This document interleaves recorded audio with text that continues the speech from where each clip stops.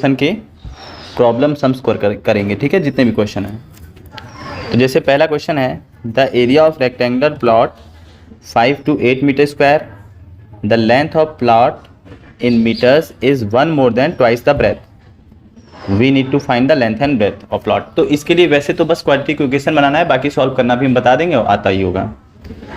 तो सबसे पहले क्या करना है कि एरिया गिवन है कितना 5 to 8 और ये दिया है कि लेंथ जो है 1 more than twice the breadth, मतलब जो लेंथ है वो 2 ब्रेथ से 1 अधिक है, ठीक।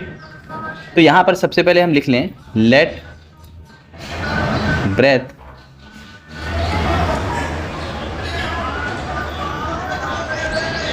इक्वल टू x, तो लेंथ हो जाएगा 2x + 1। यही तो कह रहा है कि लेंथ जो है 2x + 1 है, मतलब 1 अधिक है 2 गुना से। किसके 2 गुना?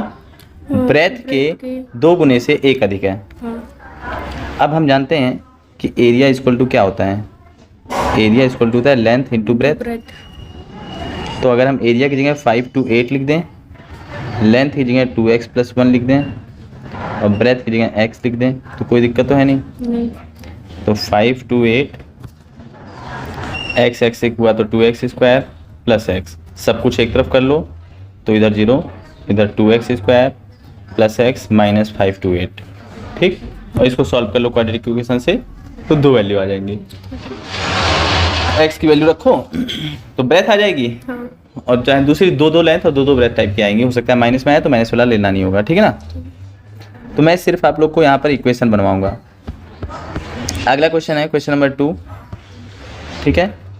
The product of 2 consecutive positive integer है 306। तो यहाँ पर कॉन्सेक्यूटिव पॉजिटिव इंटीजर है। पिछले क्वेश्चन में बताया था कॉन्सेक्यूटिव और पॉजिटिव इंटीजर। तो कॉन्सेक्यूटिव मतलब होता है लगातार, ठीक है। कॉन्सेक्यूटिव मतलब होता है लगातार, ठीक। अब अगर मान लो पहला नंबर हमने ले लिया x, लेट, ठीक, लेट फर्स्ट नंबर या फर्स्ट इंटीजर, ठीक है ना, इक्वल टू x। तो कॉन्सेक्यूटिव इसका सेकेंड क्या होगा, ठीक है। इसका नेक्स्ट क्या होगा, नेक्स्ट इंटीजर वो होगा x + 1, है ना। मतलब इसका नेक्स्ट x + 1, उसका नेक्स्ट x + 2। तो इन दोनों का पॉजिटिव इंटीजर का प्रोडक्ट जो है यानी x और x + 1 जो है वो कितना है, वो है 306, ठीक। मल्टीप्लाई कर देंगे तो x² + x = 306। इसको इधर ले लेंगे तो x² + x - 306 = 0। ये हमारा हो गया इक्वेशन, समझ में आया। इसको भी सॉल्व कर लेंगे। नेक्स्ट क्वेश्चन है क्वेश्चन नंबर 3, देखो। Rohan mother is 26 older than him. तो एक पहले यहाँ पे लिख लो रोहन और यहाँ इनकी मदर, ठीक। तो Rohan mother is 26 older than him, मतलब रोहन की मम्मी जो हैं रोहन से 26 साल बड़ी हैं। तो पहले लेट रोहन का एज जो है, रोहन एज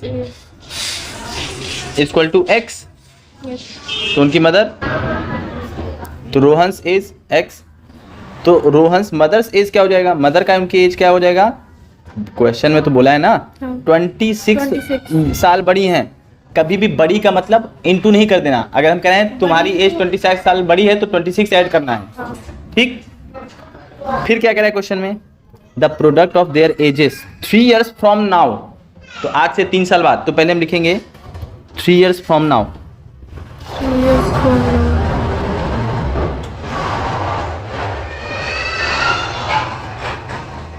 तो 3 years फ्रॉम नाउ में क्या हो जाएगा, रोहन एज और मदर्स एज, तो रोहन का एज 3 साल बाद कितना हो जाएगा, बताओ क्या करेंगे। तो 3 years फ्रॉम नाउ 3 साल बाद रोहन की एज हो जाएगी x + 3 और इनके मदर की एज हो जाएगी 26 + x + 3, यानी कुल मिला के इनकी मदर की हो जाएगी 29 + x। और ये कह रहा है कि 3 साल बाद इन लोग के एजेस का प्रोडक्ट जो है वो 360 होगा। यानी कि 3 साल बाद जो इनकी एज थी x + 3 और दूसरे वाली की थी 29 + 3, इन दोनों को अगर हम प्रोडक्ट करेंगे, मल्टीप्लाई करेंगे तो आएगा 360।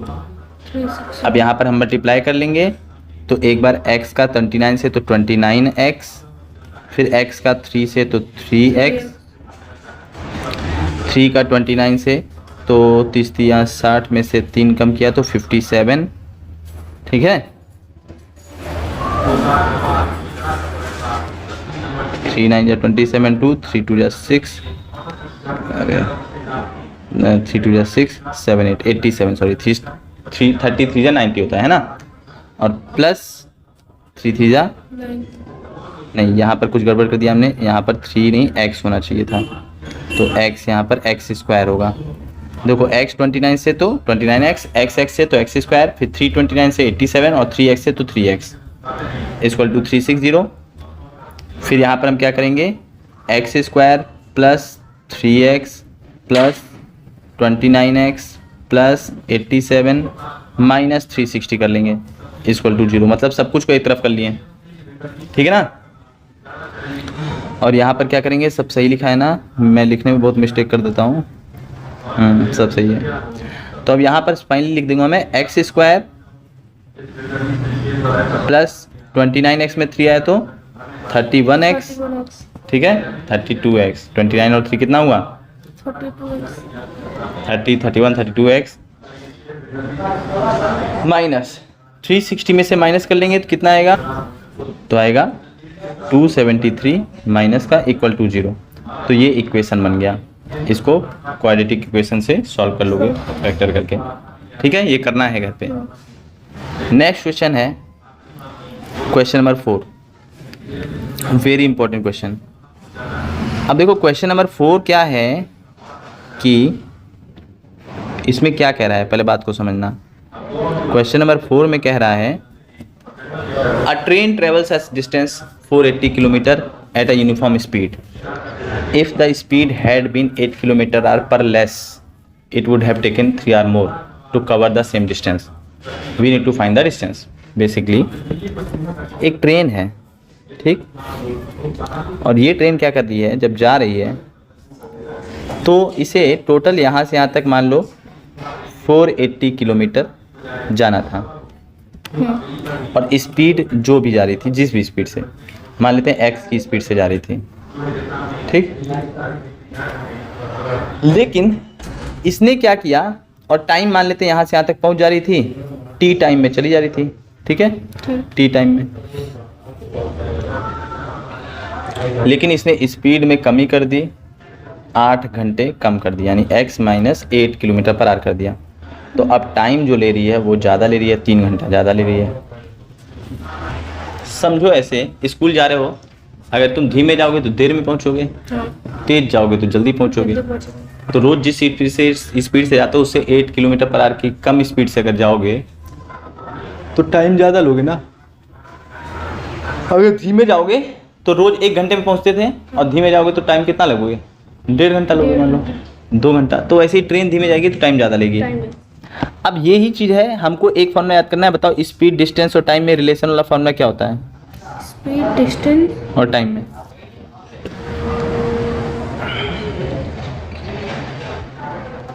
ये पढ़े हो, स्पीड =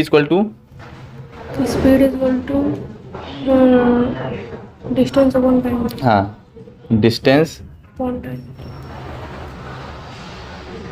अपॉन टाइम, ठीक है। ये चीज़ जरूर याद रखो। अब ऐसा कर लो कि let speed of train be x km/h, ठीक। अच्छा, यहाँ से अगर हम टाइम = निकालना चाहें, अगर फॉर्मूले को कन्वर्ट करना चाहें तो क्या हो जाएगा, टाइम को ऊपर करेंगे तो ये डिस्टेंस अपॉन स्पीड हो जाएगा, ठीक है ना।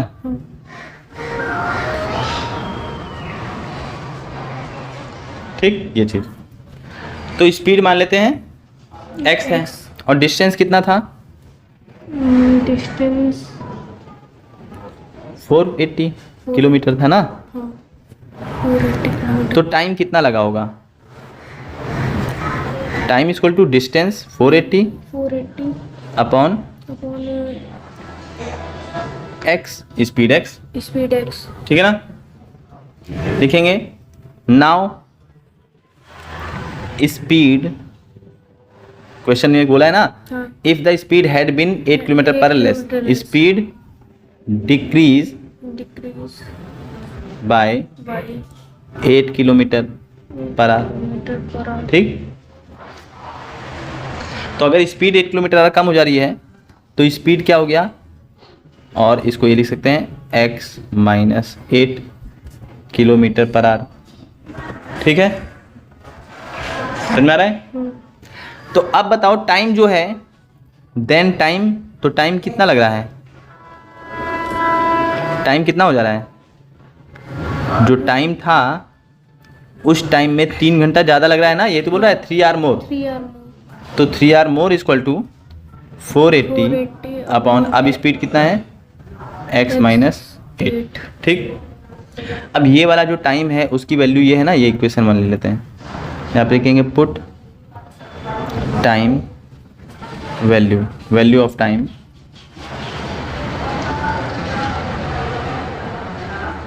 From equation 1। From equation 1। तो अगर हम यहाँ पे रख देंगे वैल्यू ऑफ टाइम, तो टाइम की जगह क्या रख दें 480 upon x plus 3 equal to 480 upon x minus 8, ठीक। अब थोड़ा ऊपर कर रहे हैं, आप लोग देख लेना। यहाँ पर हम क्या करेंगे कि चाहे तो एलसीएम ले लें, चाहे तो हम एक तरफ भेज दें, क्वाड्रेटिक इक्वेशन बनाना है। तो तुम होते सबसे पहले क्या करते, बोलो? एलसीएम लेते। तो चलो हम यहीं पे एलसीएम ले लेते हैं। सबसे पहले हमने क्या कर दिया, यहाँ पर x लिख दिया, तो एलसीएम आ गया x। अब ये 480 प्लस 3x, कैसे, ये तो मालूम है, इसका इससे, इसका इससे, इसका इससे, ठीक। चाहो तो और भी तरीका है।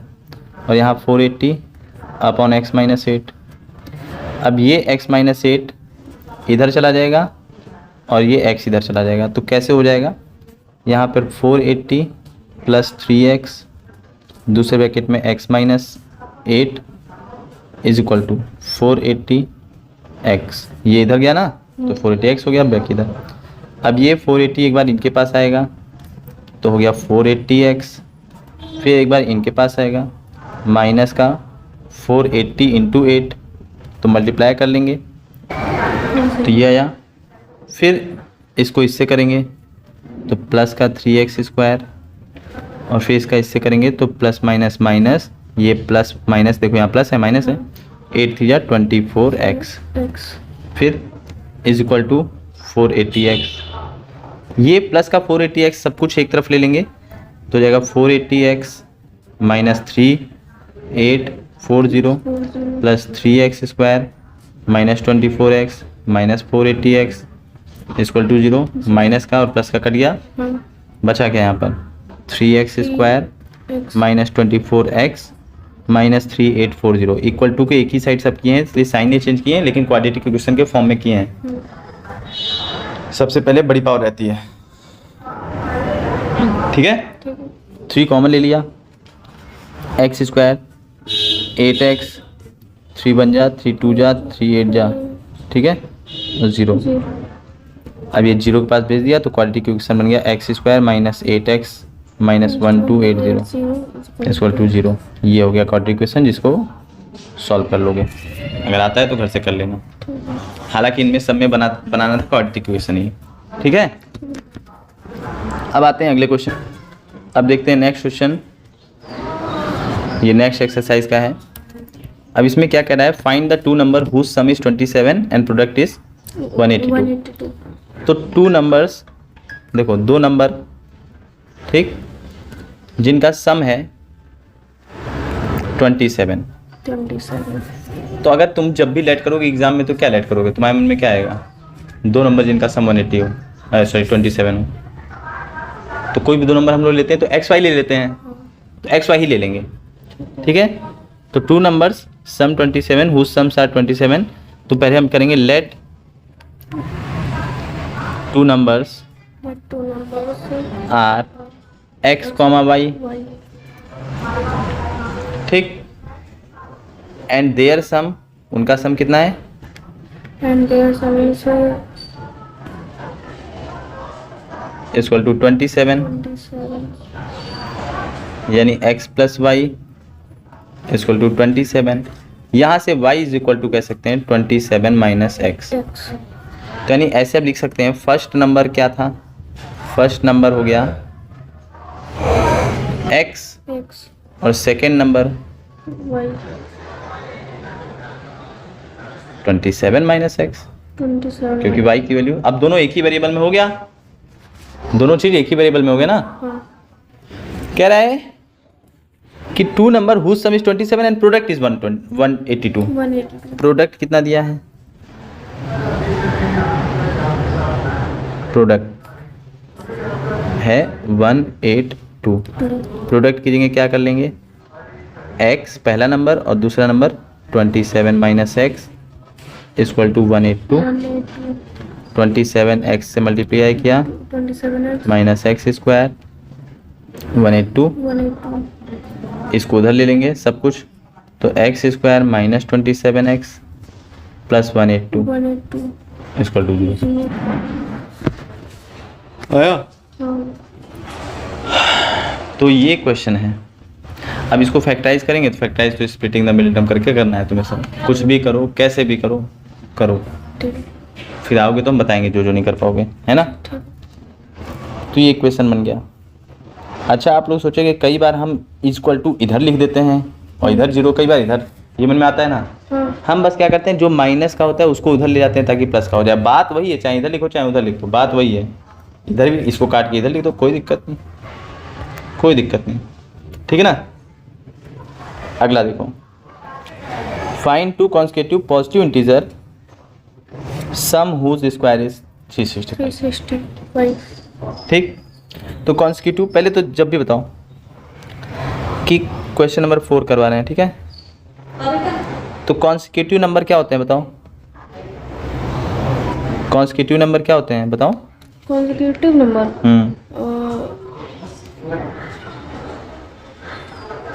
कॉन्सेक्यूटिव नंबर क्या होते हैं, अभी भी बताए थे ना, ऐसे दो नंबर ऐसे दो. जिनको लगातार बोला जाए, जैसे एक नंबर है 23 तो दूसरा 24, कॉन्सेक्यूटिव है। तो 24 के बाद 25 के कॉन्सेक्यूटिव हैं, 26 कॉन्सेक्यूटिव हैं, कई बार बताए हैं, पता नहीं क्या है। तो अगर हम कॉन्सेक्यूटिव टू नंबर सेलेक्ट करना है तो लेट, ये क्वेश्चन नंबर 4 है, ठीक। लेट कॉन्सेक्यूटिव नंबर्स आर, एक मान लेते हैं x, तो दूसरा x plus 1 X plus 1. y, क्यों अभी भी तो बताएं, है ना। अब समझाया, हाँ. दिमाग खुला। तो एक x तो दूसरा, X plus 1. कह रहा है find two consecutive positive integer sum of whose square, मतलब इनके स्क्वायर का सम, यानी x का स्क्वायर और प्लस x प्लस 1 का स्क्वायर, इसका सम है 365। ऐसे दो कॉन्सेक्यूटिव नंबर जिनके स्क्वायर का सम है 365। तो यही बताना है। तो यहाँ से हम पहले क्या करेंगे, फैक्टराइज करेंगे, x वैल्यू आएगी, यहाँ पे बता देंगे, x वैल्यू रख के बता देंगे। तो कुल मिला के पहले तो हमें क्वाड्रेटिक इक्वेशन चाहिए। तो यहाँ पर x स्क्वायर, यहाँ a square plus b square plus 2ab equal to 365, है ना। x स्क्वायर x, ये फॉर्मूले से खोले हैं ये, ठीक है ना, समझ में आ रहा है। अब x स्क्वायर कितना हुआ, 2x स्क्वायर प्लस 1 का स्क्वायर 1 प्लस 2x माइनस 365 0। तो 2x स्क्वायर माइनस 2x 365 में 1 माइनस हुआ, तो ये प्लस का है, सॉरी, कितना हो जाएगा 364 इक्वल टू 0। 2 कॉमन ले लिया, x square plus x minus 2 1 जा 2 8 जा 2 2 जा, है ना। बस x square plus x minus 182 same पिछले वाले की तरह फैक्टर बन गया, है ना। ये हो गया क्वाड्रेटिक इक्वेशन, सॉल्व कर लेना। कर लोगे। हाँ। 5वां question, the altitude of right angle triangle is 7 centimetre less than its base. तो पहले क्या करेंगे, एक ट्राइंगल बना लेंगे, ठीक है। ये राइट एंगल ट्राइंगल है, 90 डिग्री है। तो ये होता है एल्टीट्यूड, एल्टीट्यूड। ठीक। ये क्या होता है, एल्टीट्यूड। एल्टीट्यूड। और ये होता है बेस।